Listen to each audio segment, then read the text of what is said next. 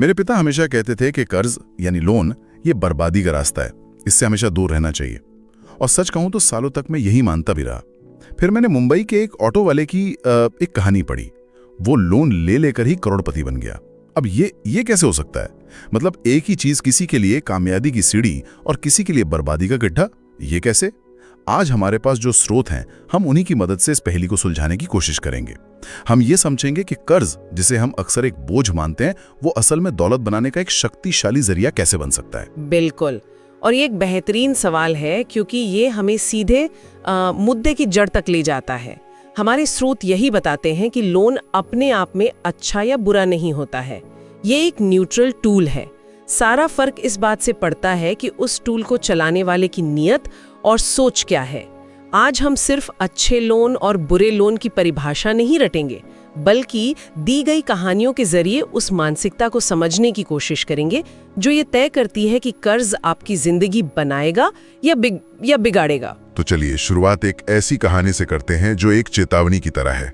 Loan की सबसे सरल परिभाषा है वो पैसा जो किसी और ने आपको आपकी जरूरतें पूरी करने के लिए दिया है। लेकिन ये जरूरत क्या है, यही सारा खेल है। हमारे स्रोत में राहुल की कहानी है जो इसी जरूरत के जाल में फंस जाता है। जी, कहानी कुछ यूं है कि राहुल की पत्नी गर्भवती थी और एक रात अचानक उसे लेबर पेन शुरू हो गया। वो घर पर कार नहीं थी। उसने आस पड़ोस में मदद मांगी, लेकिन रात के 2 बजे कोई नहीं जागा। वो घबराकर मेन रोड पर भागा और बड़ी मुश्किल से एक ऑटो मिला। वो पत्नी को अस्पताल ले गया जहां उसे बेटा हुआ। जान बच गई, सब ठीक था। सुनने में तो ये एक राहत की बात लगती है। हाँ, लेकिन डॉक्टर की एक बात राहुल के दिल में घर कर गई। डॉक्टर ने कहा कि अगर आप इन्हें लाने में 10-15 मिनट की भी और देर कर देते तो बच्चे की जान को खतरा हो सकता था। ओह! बस ये सुनते ही राहुल के मन में एक डर बैठ गया और उसने ठान लिया कि चाहे कुछ भी हो जाए, अब तो घर में एक कार होनी ही चाहिए। और यही डर उसे अगले दिन सीधे कार शोरूम ले गया होगा? बिल्कुल, उसे एक कार पसंद आई जिसकी कीमत थी 10 लाख रुपए। अब उसके पास अपनी बचत के सिर्फ 4 लाख रुपए थे। वो निराश होने ही वाला था कि तभी कहानी में एक लोन एजेंट की एंट्री होती है। उसने राहुल की बेचैनी को भांप लिया और कहा, आप चिंता क्यों करते हैं सर, 6 लाख का लोन मैं करवा दूंगा। और बस लोन पास हुआ और नई कार घर आ गई। ऊपरी तौर पे देखें तो ये एक हैप्पी एंडिंग लगती है ना? एक पिता ने अपने परिवार की सुरक्षा के लिए एक फैसला लिया। हाँ, बाहर से तो ये कहानी बड़ी अच्छी लग रही है कि जरूरत के समय के लिए कार आ गई। लेकिन मुझे शक है कि 20,000 की सैलरी में 10 लाख की कार का गणित उतना सीधा नहीं होगा। जरा इसके आंकड़े देखते हैं। राहुल की महीने की तनख्वाह थी सिर्फ 20,000 रुपए। बिल्कुल, और यहीं से असल कहानी शुरू होती है। उन 20,000 में से 5,000 रुपए घर का किराया जाता था, 10,000 रुपए ग्रॉसरी, बिजली, पानी और दूसरे जरूरी खर्चों में निकल जाते थे। यानी महीने के आखिर में उसके हाथ में बड़ी मुश्किल से 5,000 रुपए बचते थे। और कार की ईएमआई कितनी थी? जो 6 लाख का लोन उसने 10 साल के लिए 9% ब्याज पर लिया था, उसकी ईएमआई बन रही थी 7,600 रुपए। 1 मिनट, बचत है 5,000 की और ईएमआई है 7,600 की। इसका मतलब वो हर महीने 2,600 रुपए के घाटे में जा रहा था। ये तो एक दुष्चक्र है। और यही बुरे लोन की सबसे सटीक परिभाषा है। ये एक ऐसा लोन है जो हर महीने आपकी जेब से पैसे निकाल रहा है, वो भी एक ऐसी चीज के लिए जिसका मूल्य शोरूम से बाहर निकलते ही कम होना शुरू हो जाता है। इसे डेप्रिशिएटिंग एसेट कहते हैं। यह लोन राहुल को आर्थिक आजादी नहीं बल्कि जबरदस्त आर्थिक और मानसिक दबाव दे रहा था। अब उसे हर महीने किसी न किसी से उधार लेकर ईएमआई भरनी पड़ रही थी। राहुल की कहानी सुन के तो सच में लगता है कि मेरे पिता सही थे। लोन से दूरी रहना चाहिए। हर महीने घाटे में जाना ये तो किसी बुरे सपने जैसा है। लेकिन क्या हर लोन का यही अंजाम होता है?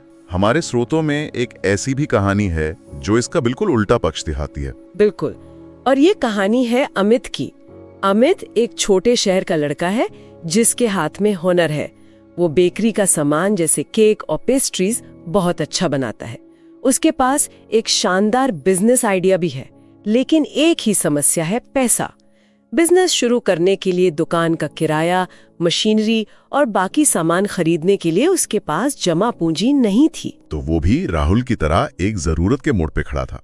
लेकिन यहाँ फर्क सोच का था। एकदम सही।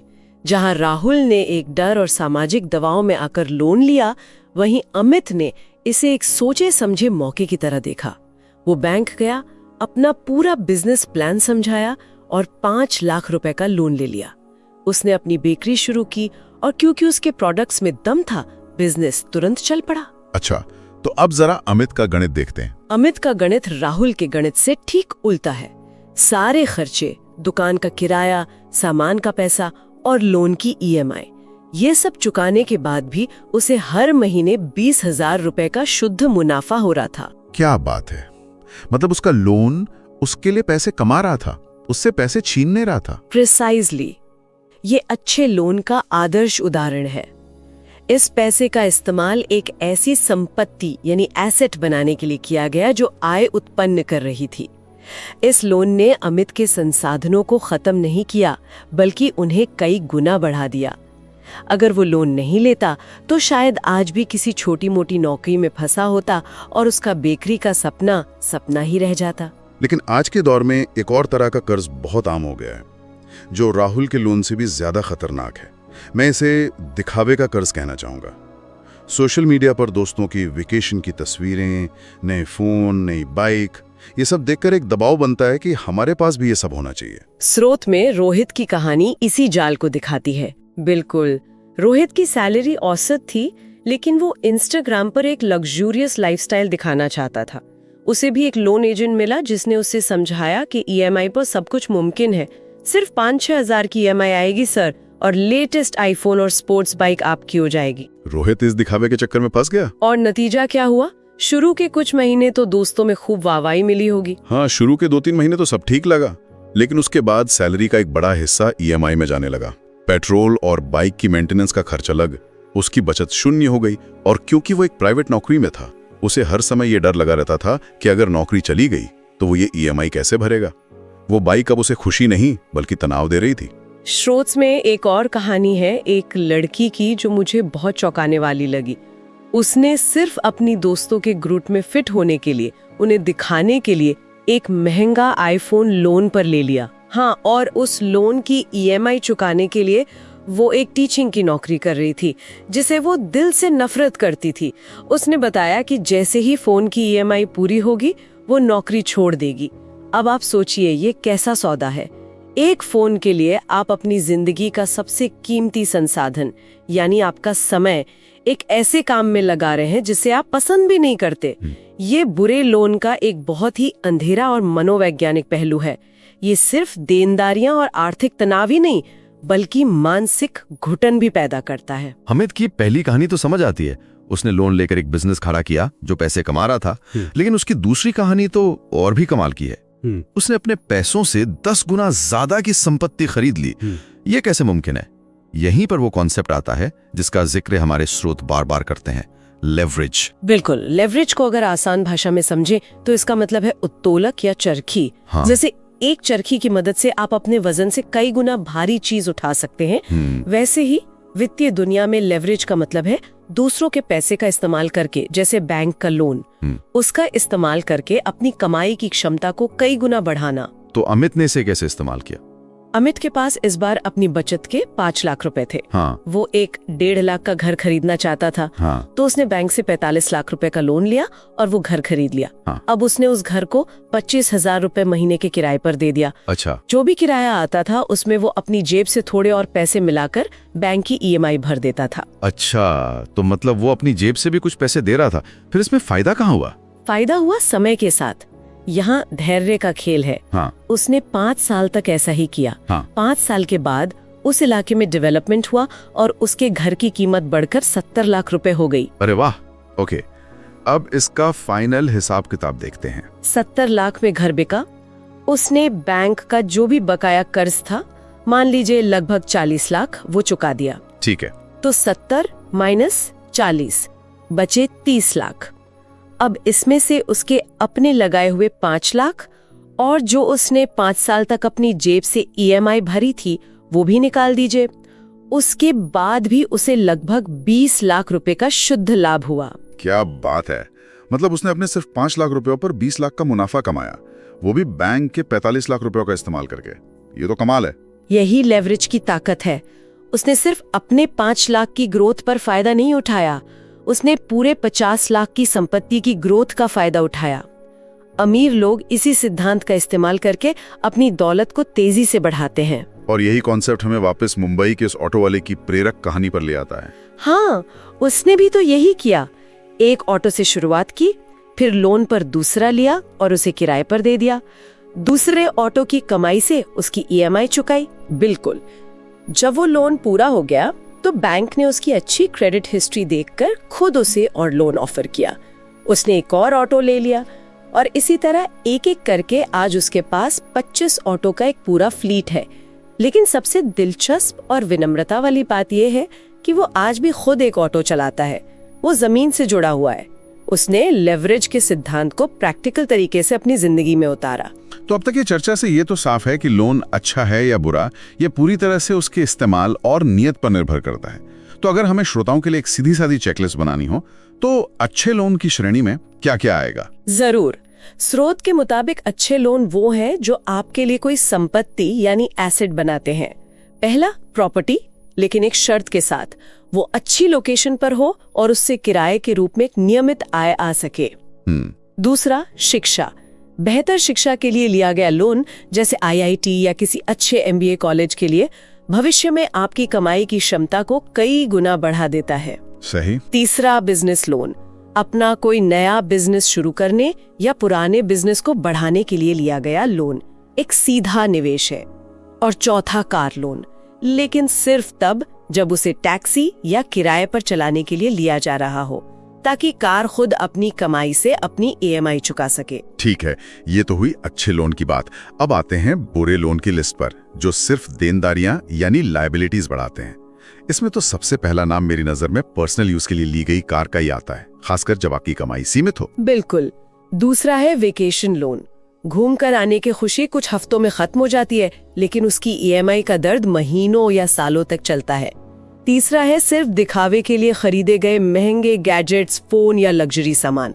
और चौथा, क्रेडिट कार्ड से की गई गैर जरूरी शॉपिंग, जिसका बिल बाद में आप ईएमआई में बदलवा लेते हैं। ये सभी चीजें सिर्फ आपकी जेब से पैसा निकालती हैं, उसमें कुछ जोड़ती नहीं है। स्रोत में एक बात का जिक्र है जो बहुत चुभने वाली है। जब कोई ईएमआई नहीं चुका पाता तो लोन कंपनी वाले सबके सामने आकर कार उठाकर ले जाते हैं। मतलब जिस कार को समाज में इज्जत बढ़ाने के लिए खरीदा था, उसी समाज के सामने वो इज्जत नीलाम हो जाती है। ये तो बहुत बड़ा मानसिक दबाव होगा। बहुत ज्यादा। और इसीलिए लोन लेने से पहले उसके जोखिम को समझना बेहद जरूरी है। हाँ, ये एक बहुत जरूरी सवाल है जो मेरे मन में भी आ रहा है। क्या अच्छे लोन में कोई जोखिम नहीं होता? मान लीजिए अमित ने जो घर लिया था उसे किराएदारी न मिले, या जो बेकरी खोली थी वो चली नहीं, तब तो अच्छा लोन भी बुरा बन जाएगा। आपने बिल्कुल सही नब्ज पकड़ी है। और इसीलिए हमारे स्रोत लोन लेने के कुछ सुनहरे नियम बताते हैं, जिन्हें जोखिम प्रबंधन यानी रिस्क मैनेजमेंट के नियम कह सकते हैं। ये नियम हर तरह के लोन पर लागू होते हैं, चाहे वो अच्छा ही क्यों न लगे। ओके, तो पहला नियम क्या है? पहला और सबसे जरूरी नियम है 30% ईएमआई का नियम। आपके सभी लोन्स की कुल ईएमआई आपके महीने की कुल आय के 30% से ज्यादा कभी नहीं होनी चाहिए। अगर आपकी सैलरी 1 लाख है तो आपकी सारी ईएमआई मिला के 30,000 से ज्यादा नहीं होनी चाहिए। ये आपको एक सेफ्टी मार्जिन देता है। लेकिन 30% का नियम आज के समय में कितना प्रैक्टिकल है? मुंबई या दिल्ली जैसे शहरों में जहां घर का किराया या होम लोन की ईएमआई ही आधी सैलरी ले जाती है, वहां क्या ये नियम लागू हो सकता है? ये एक बहुत ही वाजिब सवाल है। ये नियम एक आदर्श स्थिति के लिए है। अगर आप बड़े शहरों में रहते हैं जहां खर्चे ज्यादा हैं, तो आप इस सीमा को थोड़ा बढ़ाकर 40% या बहुत मजबूरी में 50% तक ले जा सकते हैं। लेकिन उससे ऊपर जाना खतरे की घंटी है। अगर आपकी ईएमआई 50% से ज्यादा है तो इसका मतलब है कि आप अपनी क्षमता से ज्यादा खर्च कर रहे हैं और एक छोटी सी भी आर्थिक गड़बड़ी आपको मुश्किल में डाल सकती है। ठीक है, समझ गया। और दूसरा नियम? दूसरा नियम है 6 महीने का बैकअप। आपके पास कम से कम 6 महीने के घर के खर्चों और सारी ईएमआई के बराबर का एक इमरजेंसी फंड होना ही चाहिए। ये पैसा आपके सेविंग्स अकाउंट या लिक्विड फंड में होना चाहिए। सोचिए, अगर अमित की बेकरी में आग लग जाती और उसे 3 महीने दुकान बंद रखनी पड़ती, तो वो ईएमआई कहाँ से भरता? यही इमरजेंसी फंड उसे उस संकट से बचाता। और तीसरा नियम क्या है? तीसरा नियम है निश्चित रिटर्न का नियम। लोन तभी लेना चाहिए जब उससे होने वाला रिटर्न लगभग निश्चित हो। अगर आपको अपने बिजनेस आइडिया पर या प्रॉपर्टी की लोकेशन पर पूरा भरोसा नहीं है तो सिर्फ इस उम्मीद में लोन नहीं लेना चाहिए कि शायद सब ठीक हो जाएगा। जहां अनिश्चितता ज्यादा हो वहां लोन से बचना ही समझदारी है, भले वो कागज पर अच्छा लोन क्यों ना दिख रहा हो। तो आज के इस पूरी चर्चा का सार ये नहीं है कि लोन अच्छा है या बुरा, सार ये है कि आपकी नीयत क्या है। लोन एक औजार है। एक हथौड़े से आप एक सुंदर कुर्सी भी बना सकते हैं और किसी का सिर भी फोड़ सकते हैं। गलती हथौड़े की नहीं, इस्तेमाल करने वाली की सोच की है। ठीक वैसे ही लोन आपके लिए दौलत का पहाड़ भी खड़ा कर सकता है और आपको कर्ज के गहरे गड्ढे में भी धकेल सकता है। बिल्कुल। और इस चर्चा को समाप्त करने के लिए मैं श्रोताओं के लिए एक सवाल छोड़ना चाहूंगी। स्रोतों में लोगों से उनके द्वारा लिए गए बुरे लोनों के बारे में पूछा गया है, लेकिन हम इस सवाल को थोड़ा और गहरा करते हैं। अब सोचने वाली बात यह है कि हमारे अपने जीवन में पैसे से जुड़ा हमारा हर फैसला, चाहे वो लोन से लिया गया हो या अपनी बचत से, वो कौन सी श्रेणी में आता है? क्या वो हमारे लिए कोई संपत्ति यानी एसेट बना रहा है जो भविष्य में हमारी मदद करेगा, या फिर वो सिर्फ एक देनदारी यानी लायबिलिटी है जो आज हमें खुशी देकर कल हमारे ऊपर बोझ बनेगा? ये सवाल हमें सिर्फ लोन से आगे बढ़कर अपने पूरे वित्तीय व्यवहार को समझने के लिए मजबूर करेगा।